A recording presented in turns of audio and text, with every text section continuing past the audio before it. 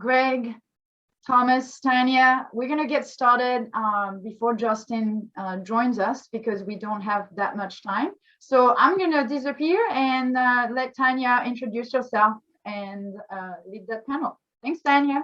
Sounds great. Thanks, Miriam. Hi, everyone. Super excited to be here and just be a part of the Feed the Soul Summit. I feel like over the next few days, there's going to be some awesome, interesting conversations. And as Miriam mentioned this morning, we're going to be talking about sleep, prioritizing sleep to support performance, well-being, and recovery.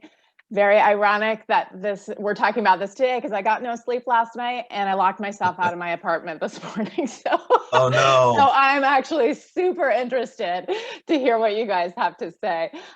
So really quickly, as Miriam mentioned, a quick introduction about me, and then I'll hand it off to you, Greg and Thomas, and hopefully Justin will join us by that point to do a quick 1-minute introduction of yourselves, and then we can hop into the discussion. So as Miriam mentioned, I am a former athlete, was a two-sport Division I athlete at University of Pennsylvania. I was both a swimmer and a rower. And since then have really been kind of merging creativity with business side of things, and wellness, mind-body connection are a passion of mine and something that I have been very interested in. And in addition to the events this morning, I'm also a bit of a night owl. So I also am really excited to hear what you guys have to say this morning. So with that, I will hand it off to you, Thomas, to do your introduction. Yes, thank you. So I am a sleep performance coach and CEO of Circadian Health Systems. And so what I do is I help athletes understand exactly, how sleep directly impacts their overall athletic, mental, and physical performance, but also their personal performance outside of their sport. And I do that through what I call targeted performance programs. And I use different, various pieces of equipment and stuff like that in conjunction with that because I like seeing data. And so, yeah, I've been in sleep medicine for 14 years now, certified in sleep science, and I enjoy helping people. Awesome. Thank you so much. Greg, why don't we hand it over to you for an introduction? Hi, thanks for having me. I'm Dr. Greg Charlop, and I'm a sports performance and health expert, and I take care of athletes. And lately I've been working largely with organizations and teams to help improve performance. I'm the author of the book, Why Doctors Skip Breakfast. And although the title's kind of funny, actually it has a lot to do with sleep. So I'm excited to be here today. And beyond sleep, one of the big projects I'm working on now is what we can do to help empower women athletes and historically disadvantaged athletes. And we're working on a number of media projects to help women athletes. And we're excited because we have a number of projects actually with Athlete's Soul to help women athletes. So I love what you're doing, and I'm really glad to be here today to join this panel on sleep. Oh, awesome. Thanks for being here. And Justin, not sure if you got the lowdown of everything. Basically, we're doing quick 1-minute introductions, and then we'll start with a discussion. So handing it over to you for an introduction. Awesome. Thanks, Tanya. Hi, everybody. I'm Justin Foster, the owner and mental performance coach with the Excelling Edge. My background is working with coaches, athletes, and military operators. Done that for over the past decade. Working with organizations at a variety of different levels, just looking at how do we optimize performance. A lot of that is focused on cognitive performance. So how do we think, process information, make decisions, and then respond effectively in the moment. So whether you're talking about a soccer player, a volleyball player, or a military operator, fighter pilot, that's we all kind of work through the same cognitive processes. And sleep has such a huge impact not only on our day-to-day functioning, productivity, and so forth. I'm sure we'll dive into all of that. But really also onto our, into our performance, really when it counts the most. And so how do we set ourselves up for success for organizations and coaches? How do we, promote the right things and encourage positive sleep behavior? I'm excited to share here with the panel and get into a little bit more in those areas. Thanks for having me.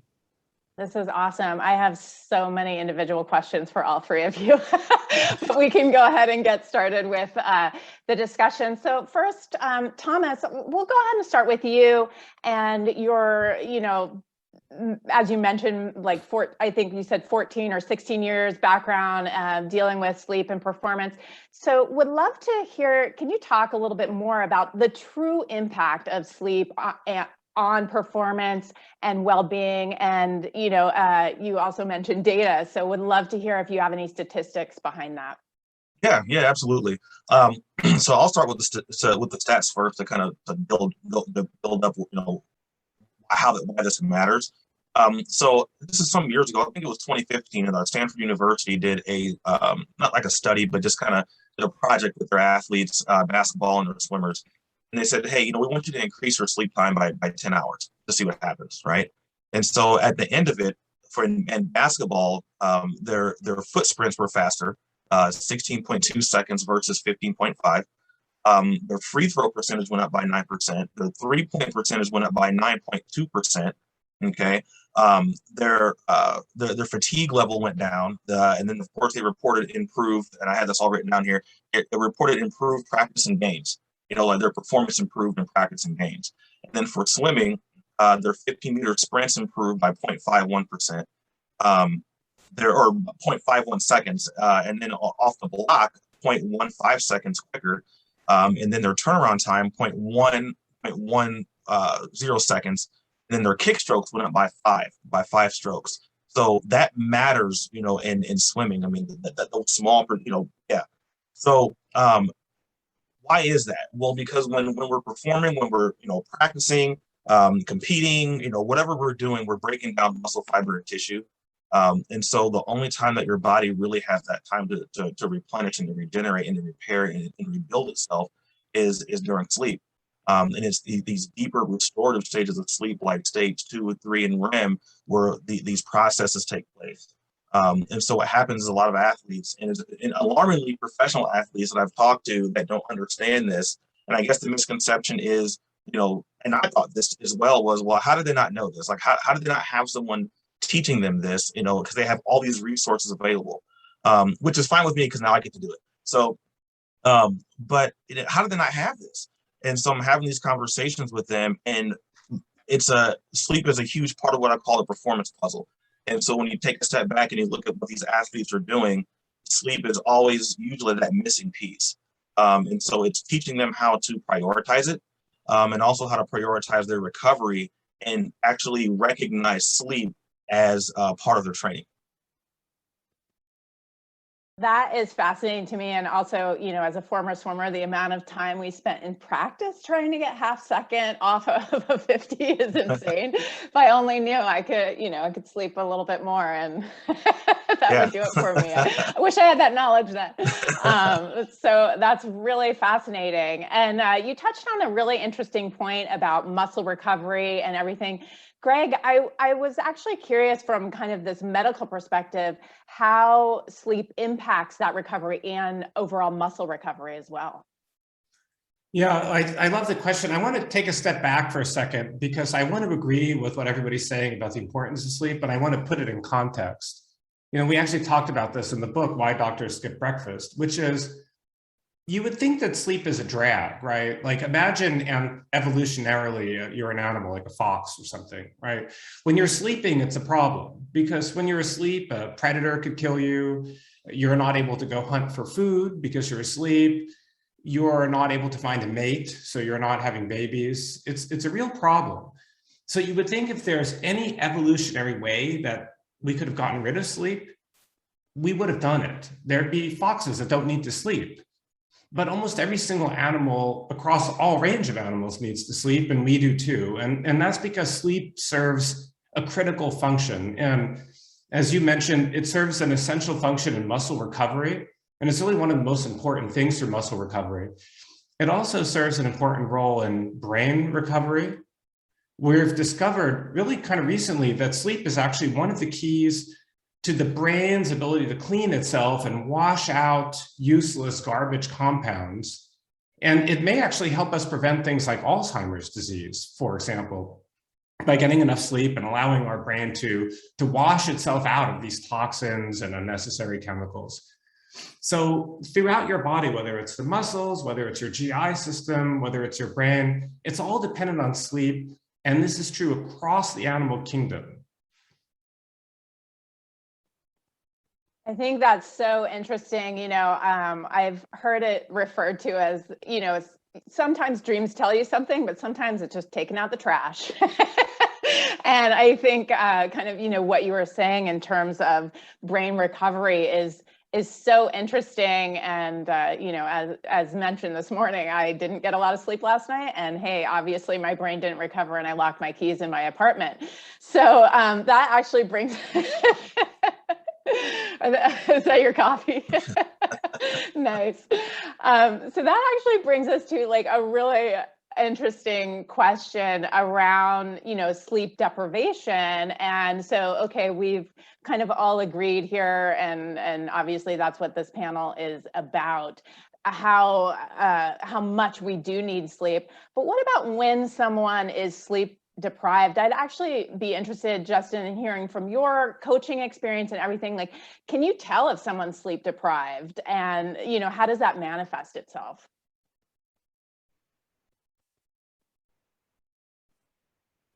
Mute. There you go. That's a great question. I think, you know, there's so much, you know, in terms of being able to see 100%, you can tell when someone isn't getting enough sleep. And I think also kind of expanding the way that we understand what not enough sleep means, or really what qualifies, maybe is a better way to put that. You know, we talk about the term sleep deprivation, which you used there, Tanya. You know, most people understand that to mean that we're not getting any sleep at all, right? So, you know, my infant kept me up all night last night, you know, with all the things that they required, right? But in so many ways, I think more often than not, kind of the term that I'm familiar with and use with a lot of high performance folks that I work with is sleep restriction. So you've had restricted sleep, usually is kind of termed around 6 hours or less a night. And that's where a lot of the research, actually that Thomas was talking about, was kind of done in some of these different thresholds of when athletes are just getting less than 8 hours.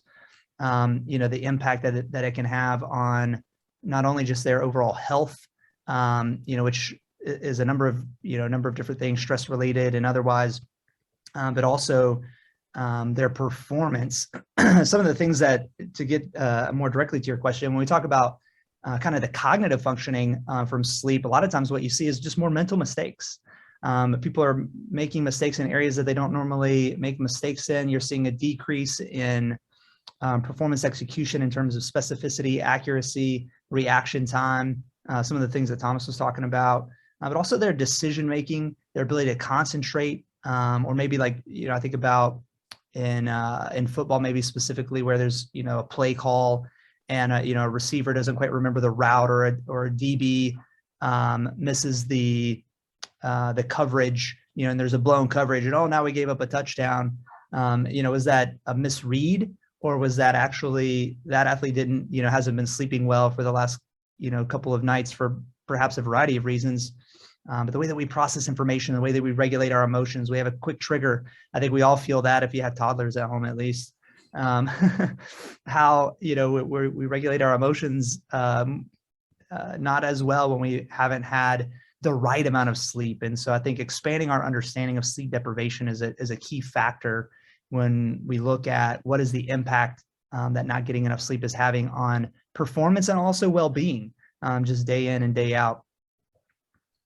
Could I add something to that? Because I'm so happy that you brought this up, is that sleep is very important for mood regulation, and it's actually important for what you could call, if you will, mind reading. And I know that sounds like a crazy term, but the idea is that if you and I are speaking to each other, and you're not on Zoom, but in person, I'm looking at you and you're looking at me, and I'm kind of getting a sense of your emotions. I'm getting a feel for what you're thinking about, and you're getting a feel for what I'm thinking about. And that's how you read things like nonverbal cues. I may say I'm happy, but you could look at me and say, no, that guy's not happy.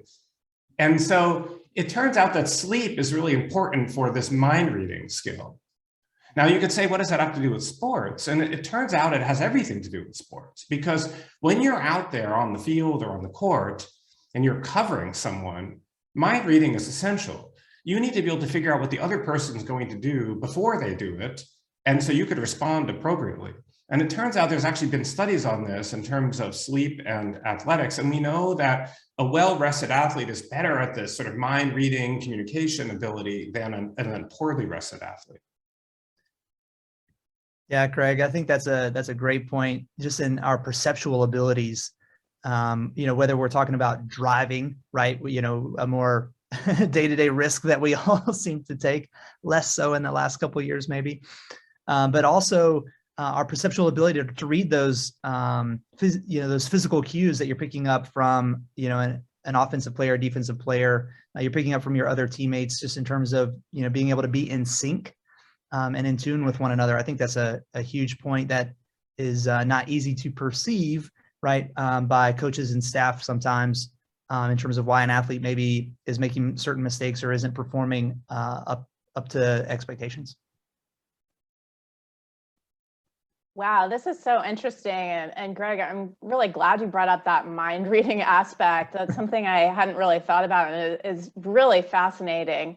All three of you guys have alluded to, being well rested. I think, Justin, you called out the 8 hours of sleep. So I'd actually like to open it up to the group, and maybe Thomas, we can start with you. How much sleep should an athlete get, especially versus the average person? Is there a difference between men and women, certain, time, like cyclical times, et cetera? So like to open that up to the group, and Thomas, we can go ahead and start with you. Yeah, thank you. That's a really good question. And I'll start this off with saying, in my experience, because that's all I have, and you can get 10 other people that do this, they'll give you answers. But the main thing is I try to get my athletes to understand that we use and abuse our bodies more than the average person or non-athlete. Therefore, our body requires more recovery and repair time. Society says 8 hours. That's what the average American should get. So I tell my athletes, you need 10. You need at least 10, because you need more of that recovery time, because you're breaking down your body.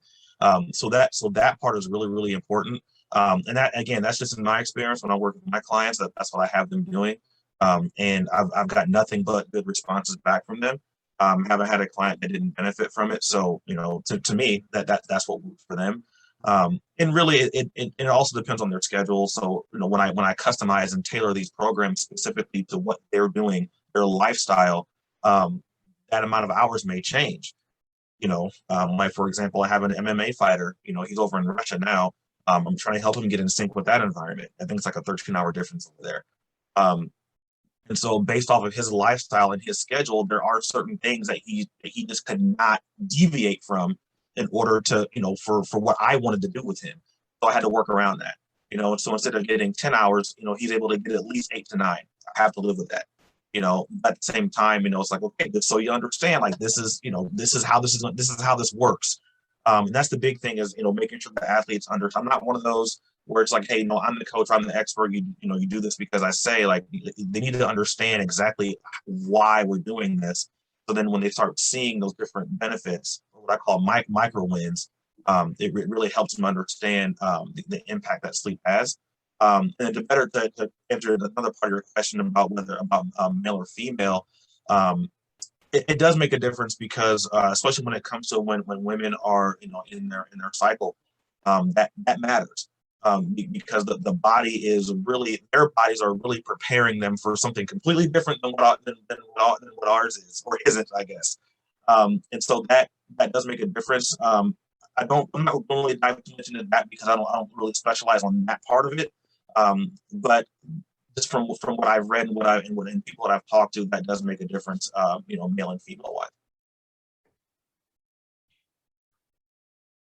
Awesome. Yeah, that's so interesting about 10 hours. And you also alluded to something that I have a question on later on that, we can also talk about, is travel, and how, athletes travel all the time, and yeah, jet lag effects. Oh, and if you don't mind me adding, I'm sorry. Yeah, also, it also depends on age as well. So if we're talking about adult athletes, that's a different conversation. If we're talking about, high school athletes, that's completely different, because their bodies are already requiring, more than 10 anyway.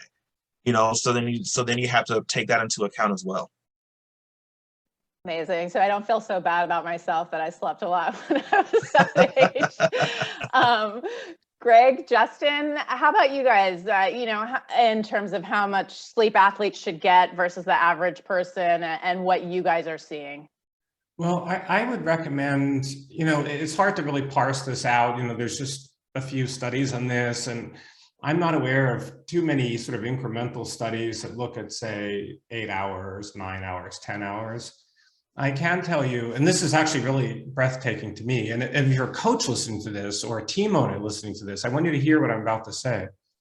There was a great study that found that when people sleep less than 6 hours, they are more than twice as likely to injure themselves than if they sleep 8 or more than twice as likely. So if you're a coach or an owner listening to this, you've invested a lot of time and money into your players. You don't want them going out with injuries. So as a coach, you want to emphasize sleep because you want to keep your players in the game and not getting hurt. As a player, your injury could be devastating, so I don't have to convince you that you don't want to get injured. And so I would say for sure you want to get at least 8 hours.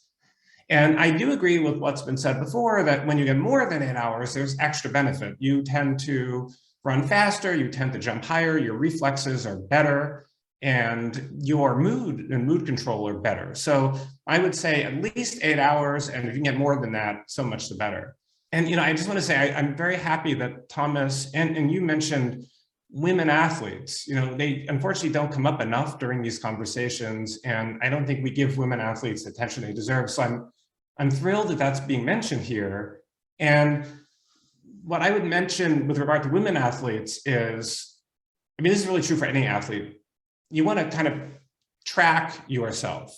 You want to have a diary, and there's apps to do this. You can just do it on paper and pen. And you want to write down things like how much you're eating, how you feel that day, how much you're training, how much sleep you get. And for women athletes, you'll also want to write down how this relates to your menstrual cycle. And the reason this is important is because, as was mentioned, your menstrual cycle can affect your sleep needs and how tired you are, how much energy you have. And if you track this, you can actually harness that power and almost use it. Someone said this before, your menstrual cycle could almost be like a superpower.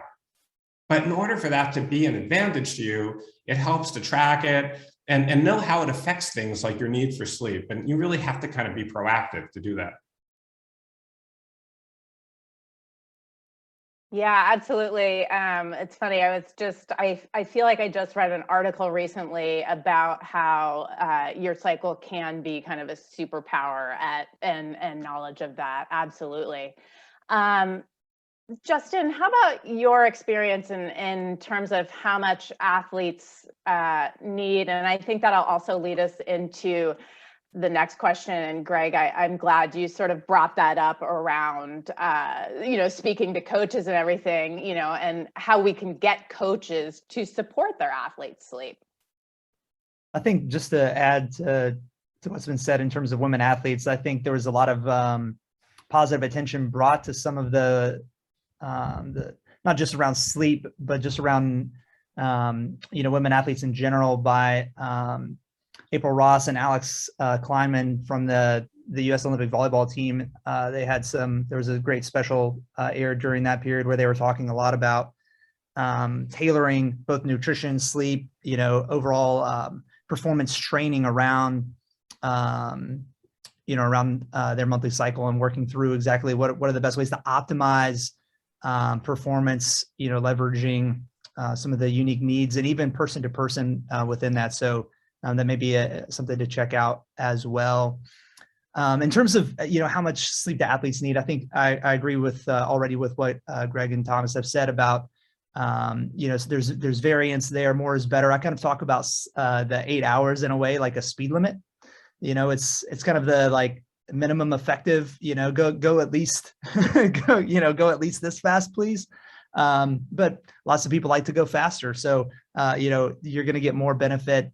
This is not a safety conversation here, but, if we go above that, Greg, as you pointed out, then, we're going to see typically more benefits to a point. I've seen some research that would indicate, post beyond 10 hours, we start to see more degradation actually. And I'm sure there's some age components to that.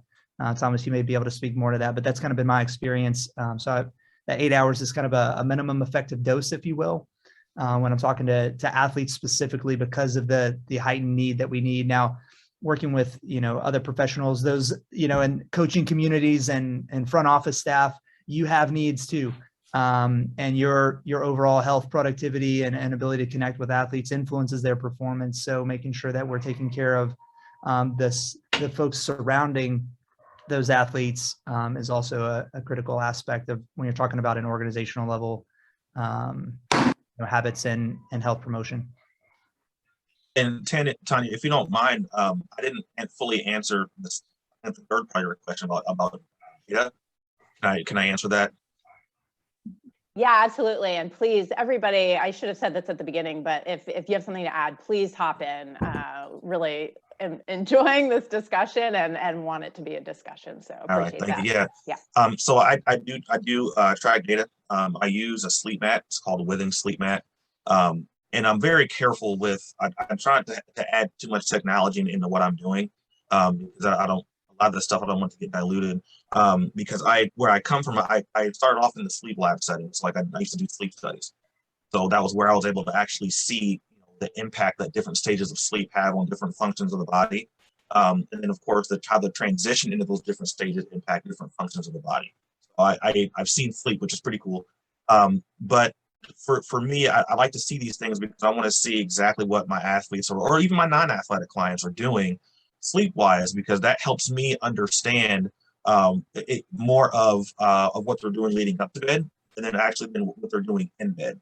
And I'm very careful about this because sometimes that data gets diluted because these things aren't as accurate, as they could be. And I'll give you an example. So I have an Olympic decathlete that I was working with, and he just brought me back for his run in 2024, and he had like a little disc that the Olympics gave him to put under his mattress. And so he was taking that data and he was sending it to me every so often, about twice a week. And so there was one where I was like, oh man, you did really well. Like, you should sleep in 10 minutes. And he had to tell it himself. And he was like, actually, that's a lie. I was on my phone for an hour, before I fell asleep. And so to me, that's bad data. That's a 50-minute difference, in sleep initiation. And I don't like that. But at the same time, there is a space for it because that allows me to at least see something that I can compare. Okay, well, you were in REM for 15% of the night, for the first week, and then now the second week, you had 25% of REM. That's really, really good.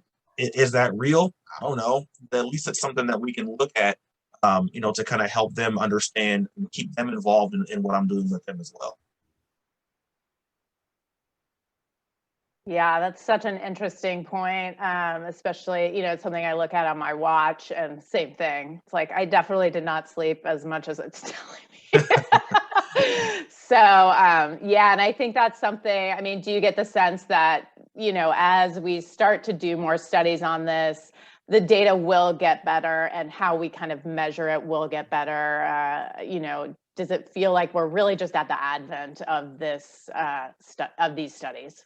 It will get better. It will, because they're starting, these companies that make these devices, they're starting to compare them next to actual in-lab sleep studies, which are considered, that they're more accurate because you have someone sitting there that's supposed to know what's going on when the screen's coming across, so they're starting to compare them, and it is getting better. There's a place for it. I don't want to sound too critical of it, but there is a place for it, and I do use this stuff with my program. So. One comment I'd like to mention, just as we're talking about kind of sleep and sleep quality, Thomas, thanks for bringing that up. Just in terms of, we talk about how much sleep athletes need. It's not just for performance day. There's some research that kind of shows that getting, less than 6 hours of sleep per night. So say, athletes go out and have a good time over the weekend, or they're not going to perform very well on Monday. And whether we're talking about in the strength, in the strength and conditioning, or we're talking about in practice or on the, they have a competitive, competitive event, that really that sleep deprivation or degradation and quality affects this as well, can last, several days. And so, some research kind of shows up to about 3 days. So what you do on Friday affects how you perform on Monday. so on and so forth. I think that's something that's often overlooked. We really just focus on, hey, get a good night's sleep before, the big game or the big match tomorrow. And that leaves a lot of unmet needs in terms of sleep when it comes to performance. There's some residual effect there that I think is important for athletes and coaches and staff to understand. If I could jump in also, I'm really happy that Thomas mentioned this idea of sleep quality, and Justin, you as well, because it isn't just an issue of how many hours you're lying in bed. It's great if you're spending enough time in bed, but that isn't the only thing. You want to get high quality sleep while you're in bed. And so it turns out that there are a number of things you could do, and actually list these in Why Doctors Skip Breakfast, but you could do a Google search and see this. Look up something called sleep hygiene. If you look up sleep hygiene, it gives you these sort of standard tips that are useful that will improve your sleep quality, regardless of how many hours you're actually in bed. So some of my favorite ones are keep your room cool. Now, I personally don't like doing this because I like a warm room, but the research shows that when you have a cool room, somewhere probably in the mid to high 60s, your sleep quality is better. You want to keep a dark room. You want the room quiet. You want to go to bed and wake up around the same time every day. When you shift back and forth and you get up early one day and late the next, that isn't good for your sleep quality.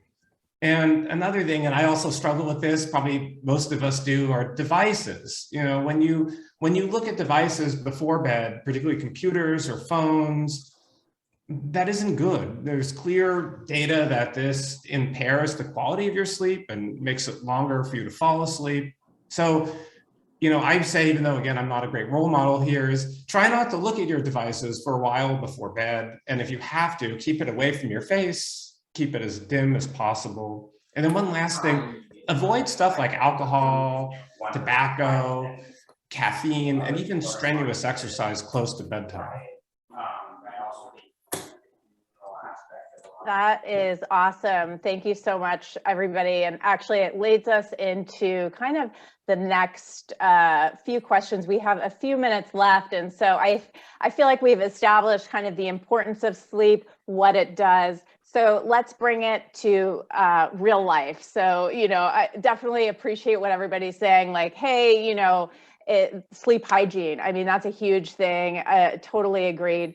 But as we know, and Thomas, I think you mentioned your MMA athlete, athletes have to travel. Often there's insomnia before a big performance.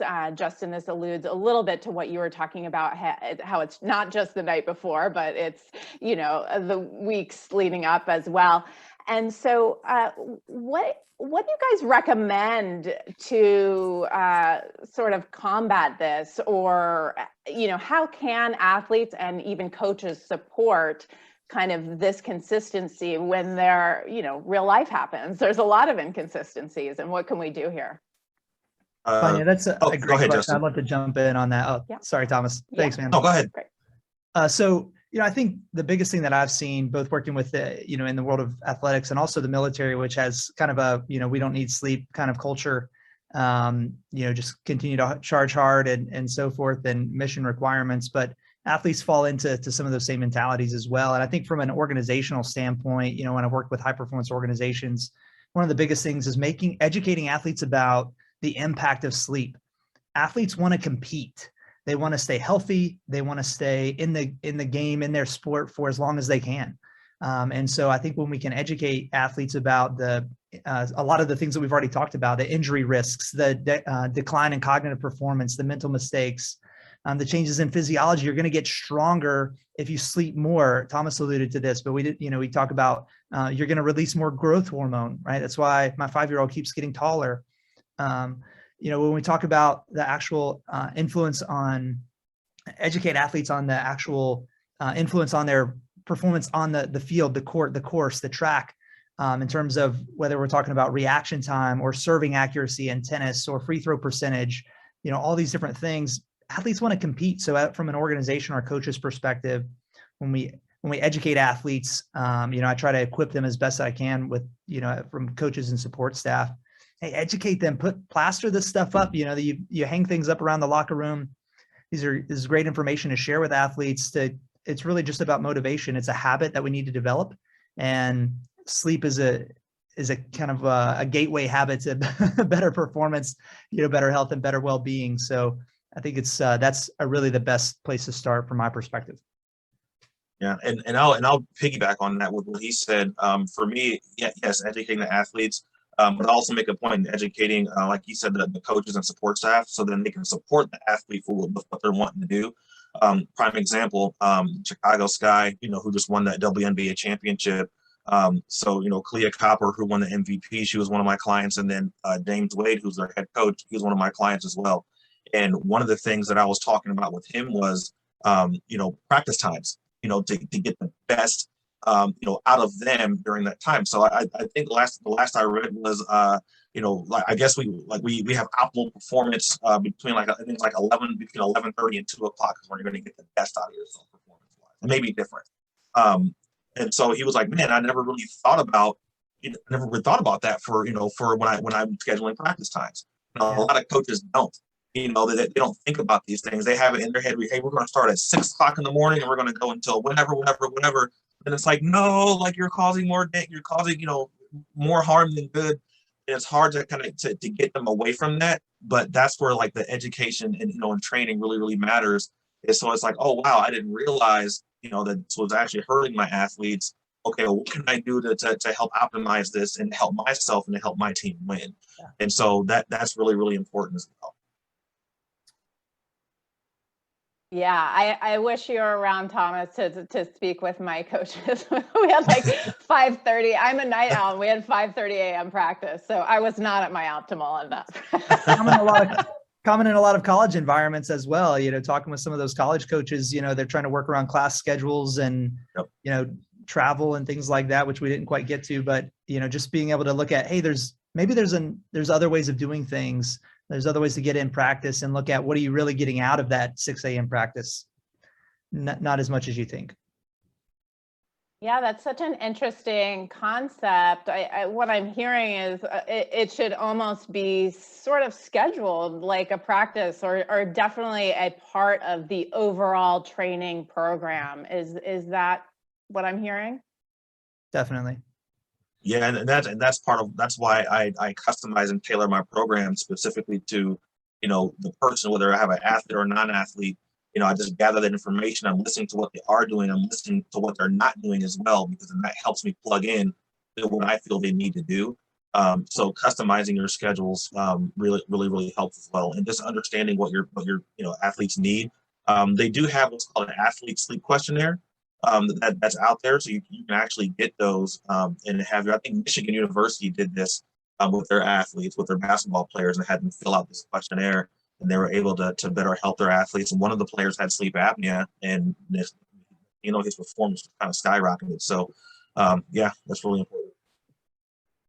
I love that, and I kind of love that as a way to sum everything up in terms of this survey and ways that we can support getting this sleep and navigating practices around that. I think we're kind of in this age of specialization around that, and this could really support that and support overall team optimization. It doesn't have, just because that's the way it's always been done does not mean that's the way we need to do it around practice, scheduling, et cetera, going forward. And so we have 1 minute left, or actually, nope, we are at time right now. I just want to thank everybody I am so excited about what was said today, and I've seen a lot of comments come in through the chat, so excited to kind of dig into all these studies. Thank you, Justin, Greg, and Thomas for your awesome input. And I think I will hand it off to Miriam again for the next panel. Thanks, everyone.